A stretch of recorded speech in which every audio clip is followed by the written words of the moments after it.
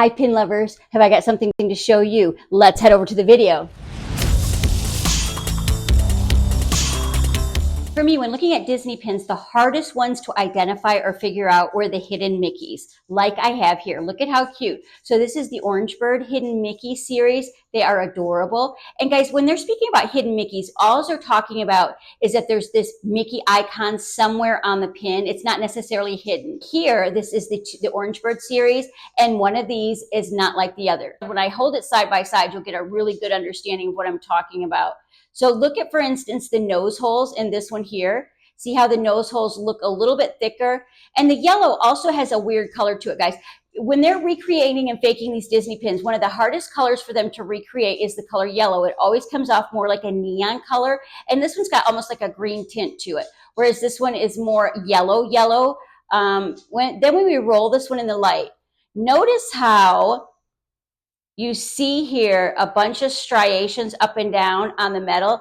Also, see right here, this is called, that little dip in the paint, this is called a paint dip or soft enamel. You can see it here, you can see it here, you see it right here. On our other pin, you don't see any paint dips because Disney is very particular about filling in everything and really making them look good. So you should never see these striations on the metal, these really fine, wide outline, or these really wide outlines like in the mouth here, kind of takes away from the whole style of the mouth. And I'll show you another close-up side by side under the microscope, right? Okay, so that's when you're looking at the fronts of the pin. So again, we'll roll it in the light. Now we do see a little bit of streaks in the enamel here, but the overall paint, it's not in the paint, and there's no paint dips, where again, when we roll this one, you can see streaks really bad. See all those soft enamel spots. Everything just looks really bad on this pin. Let me go ahead and show you on the microscope more a close-up detail. So let's have a look at the face section of this pin.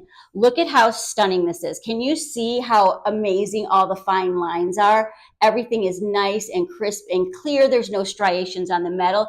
The outlines look the way they're supposed to look, because on a fake Disney pin, what you'll notice is that the outlines are really wide and they just kind of like lose their detail. For instance, like see how this little eyebrow is kind of curved a little bit? On a fake pin, it might just be more straight and thicker, so it loses some of its detail.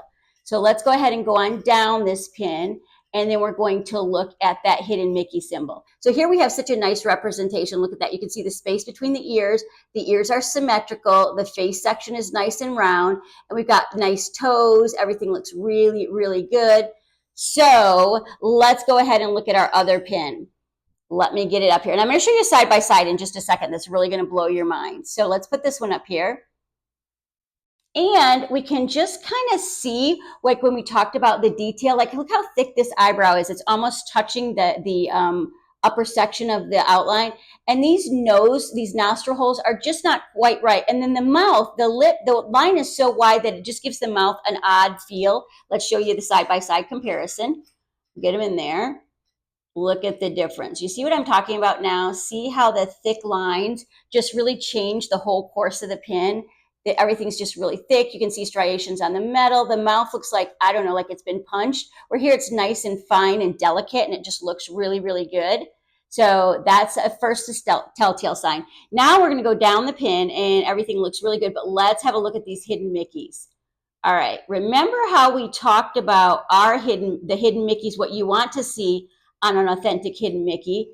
I can get this in here for you guys. Sorry about that. It's a little bit of a wiggly. It's kind of like a little bit of a thing of trying to figure this all out. And my nails look rough. I'm so sorry. To show you guys just the best way here. Okay, so here we've got a side-by-side comparison.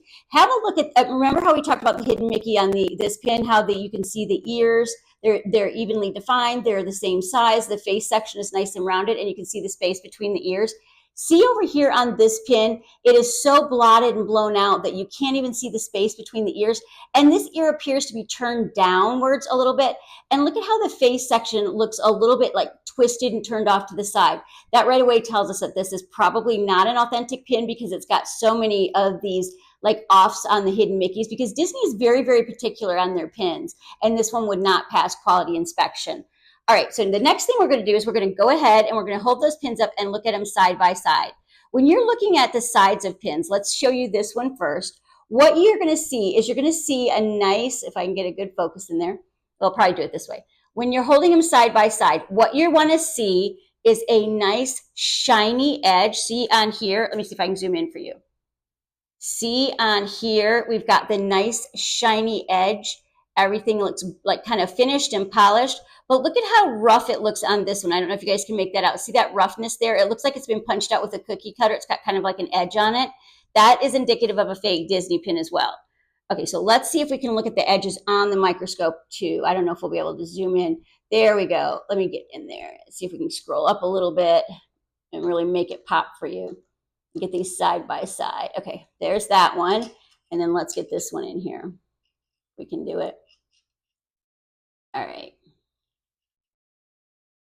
So let's get the edges in there side by side and see how the edge of this, the top one, is nice and rounded and kind of like polished off. See how this one's got like a lip on it right there, like it's more like being pushed out by a cookie cutter, and it's very rough all the way around the edge. It's not polished like this one. That again kind of tells you that there's something up with this pin. Okay, so the next thing that you're going to do is you're going to go ahead and you're going to look at the backs of the pins. All right, let me get this one in focus for you. Okay, so when looking at the back of Disney pins, guys, most Disney pins have nubs on them. Like this one has two nubs on either side of the pin post. This is the newer style. The older style will have one little nub right here on the side of the pin post. And what those nubs are for is that stops that pin from spinning around and moving on when you're wearing it on your lanyard or your shirt. So most Disney pins have nubs. If your pin doesn't have a nub, it's probably a fake, but there are some instances where there are no nubs on pins, and we'll talk about that in just a second. And also when you're looking at the nubs, they should be nice and prominent and standing up. See how big these ones are? You get you a good view. See how these ones are nice and big and standing up? That's what you want to see when you're looking at the nubs. Okay, so that's the nub part. Let's go ahead and look at the text box now. So guys, when you are looking at the text box on hidden Mickey pins especially, but any pins in general, what you should see on the pin, let me get this focus for you really good. What you should see on the pin is everything is inside of a text box. Each letter has its own little space. Each word has its own little space. And one of five has its own space like this. Let me show you what I'm talking about. Let me show you the inauthentic one. Okay, see the difference? See how this hidden Mickey pin is so blown out and it's almost touching. It doesn't really have its own space. It's just really strange looking. And see how these D's almost look like they're like a different size, a different font, a different angle. What that's from is when they're faking these Disney pins and recreating the backs of them, they take a screenshot and they print it on the back of the Disney pin instead of etching it the way Disney does, which gives you that much more clearer type look. Like look at our hidden Mickey over here. Hidden Mickey pin 1 of 5, hidden Mickey pin 1 of 5. This one is so bad. And usually what they do is they'll take a screenshot of a pin that it's not the correct pin that they're recreating, and they'll have to scratch out. Like this probably was a screenshot that said 1 of 4. So what they had to do is scratch out the 5 over here or the 1, and then plop the right number in there. And then you get one that looks like it's the wrong font, the wrong angle, the wrong size, because it goes right on top of there. Also, let's go back to talk about the nubs. See how there's no nubs on this pin? No nubs, no little side pin or no two nubs. That kind of tells us, uh-oh, that's possibly a fake. So now we're going to go ahead and look at that pin trading logo. Look at here how nice and crisp and clear our pin trading logo is. It says pin trading. You can read it. It says authentic official. You see the Mickey head in there. 2011 Disney Parks. Nice and crisp and clear. And then when we look at this one over here, again, this one is so blown out that you can't make out the authentic official. Pin trading, you can kind of make it out, but look at our Mickey head icon in here. It just kind of looks like it's, I don't know, like Sally the Camel or like Shrek.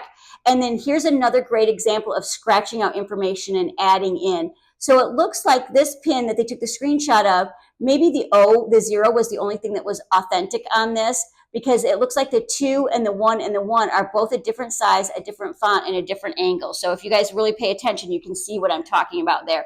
Also, you can't even really make out Disney Parks here. It almost looks like Disney Farts. It's really strange looking. Okay, now we're going to go ahead and look at the Disney copyright. And I know what you guys are thinking too. You're like, it's got to be authentic. It's a Disney character. It says copyright to China on it. None of that means anything. These people don't care when they're recreating these pins. So what you want to see on the Disney copyright box is nothing. You don't want to see any of the letters right here touching the text box here. Everything should be in its own space, everything should be lined up, nice and crisp and clear. versus when we go over here and look at the text box.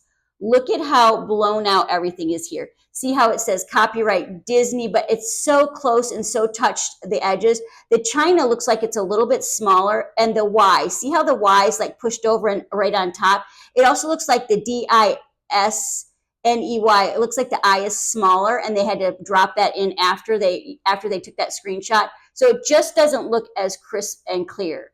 So guys, these are what we're looking for when we're looking at Disney pins. Usually too, on the fake Disney pins, you'll see some kind of border, but we don't really have a border on this brushed metal stuff. So we'll get another one side-by-side comparison to show you the border, but I guess we can see it a little bit here.